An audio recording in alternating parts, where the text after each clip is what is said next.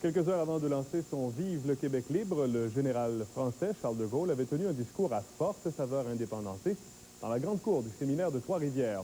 Le personnage y avait été accueilli par une foule de près de 10 000 personnes. Il avait été convaincu que le Québec était engagé sur la voie de la maîtrise de son destin. Il ne faisait finalement pas très beau sur le parcours du général de Gaulle il y a 30 ans. Par chance pour lui, il avait cessé de pleuvoir lorsqu'il a fait son entrée à Trois-Rivières via la route 2 avec 50 minutes de retard. Il était 12h50. Ici, le moment de sa phrase mémorable n'est pas encore venu. Il va tout de même solidement épauler la cause indépendantiste en lançant dans la cour du séminaire Saint-Joseph « Nous sommes arrivés à l'époque où le Canada français devient maître de lui-même ». Il appellera le Québec à l'émancipation économique et au renforcement de ses liens avec la France. Vous aurez, dira-t-il, à concourir avec vos élites, vos savants et vos ingénieurs au progrès du vieux pays. La France l'attend de vous pour demain. Au déjeuner, offert par la ville, le général de Gaulle se verra servir une entrée de saumon de Gaspé, du bison avec carottes étuvées et pommes de terre noisettes, bleuets et crème glacée au dessert, le tout arrosé de vin allemand et français. Trois-Rivières avait terminé de justesse ses préparatifs pour l'accueil du personnage. Des orages la veille avaient mis la décoration extérieure en pièces. Des vandales avaient fait le reste. Il avait fallu mettre des équipes au travail durant la nuit. C'était pas une visite ordinaire. L'ancien député péquiste Marcel Gagnon avait sans doute pressenti l'impact qu'aurait cette visite. Il avait pris une journée de congé et s'était attaché au talon du général entre La Pérade et Louisville. Aller jusqu'à Montréal, c'était, à mon point de vue, sensiblement le même discours auquel il ajoutait une phrase à chacun de ses discours. Après Trois-Rivières, de Gaulle s'arrêtera à Louisville puis à Berthierville.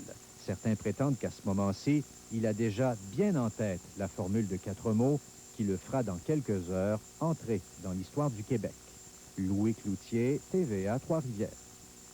L'individu arrêté par les policiers hier à Saint-Silver a finalement comparu ce matin au palais de justice de Trois-Rivières. Stéphane Comtois, 25 ans, de l'Épiphanie, fait face à 8 chefs d'accusation de production et possession de drogue. 3 croisières, 2 à Grand-Mère et une qui commencera bientôt à partir de la Cité de l'énergie de Shawinigan. Les visiteurs vont-ils suivre? Les promoteurs pensent qu'il y a de la place depuis que la Pitoune est disparue. Le maître draveur est le deuxième bateau-mouche à parcourir les eaux de la Saint-Maurice dans le secteur Grand-Mère.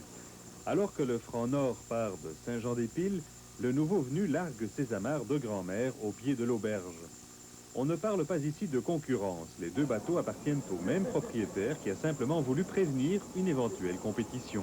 Il y a des gens qui pensent que c'est prématuré, mais moi je pense que l'avenir, ça fait 6 ans qu'on parle de développement et on sent le développement.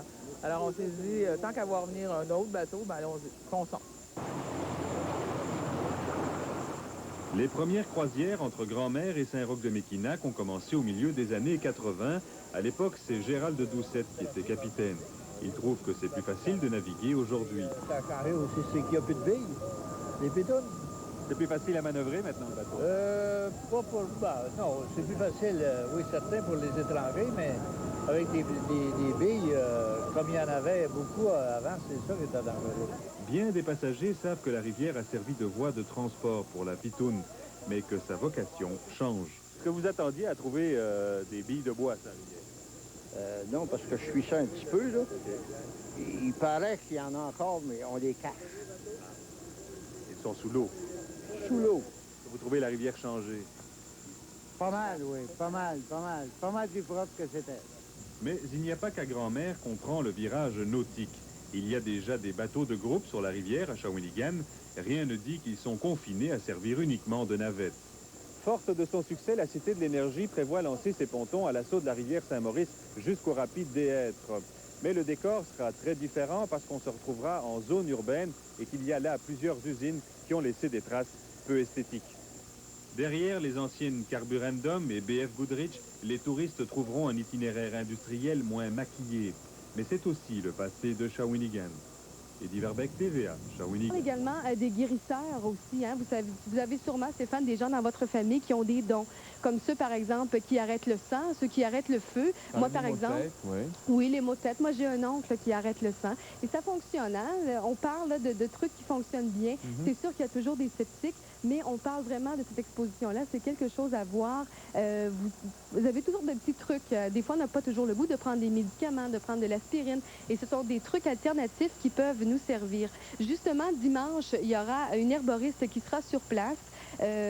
Au musée, qui présentera, là, elle expliquera aux gens comment se servir des plantes médicinales, comment les... Il réclame enfin tous ses droits que d'autres ne refusent pas.